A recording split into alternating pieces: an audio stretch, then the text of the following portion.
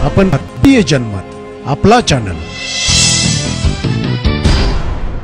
नमस्कार, मी मानसी धामणसकर। आपण पाहत आहात भारतीय जनमत न्यूज। नजर टाकूया त्याच्या ठळक घडामोडींवर। गाझियाबादमध्ये एका 22 वर्षीय मुलीवर तिच्या होणाऱ्या पतीने अत्याचार केल्याची धक्कादायक घटना समोर आली आहे।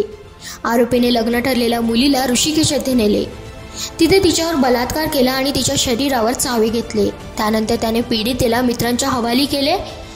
त्यांनी तिचं शोषण केलं आणि मारहाण केली। पीडितेने आपल्या आईला सर्व प्रकार सांगितला। त्यानंतर आईने पोलिसात तक्रार दाखल केली। पोलिसांनी त्वरित कारवाई करत यात 4 आरोपींना अटक केली आहे। पोलीस उपायुक्त राजेश कुमार यांनी सांगितलं की पीडितेची वैद्यकीय तपासणी करून तिचा जबाब नोंदवून घेतला आहे। या प्रकरणात पोलिसांनी कलम 309, 118, 1, 74 आणि 87 अंतर्गत गुन्हा दाखल केला आहे।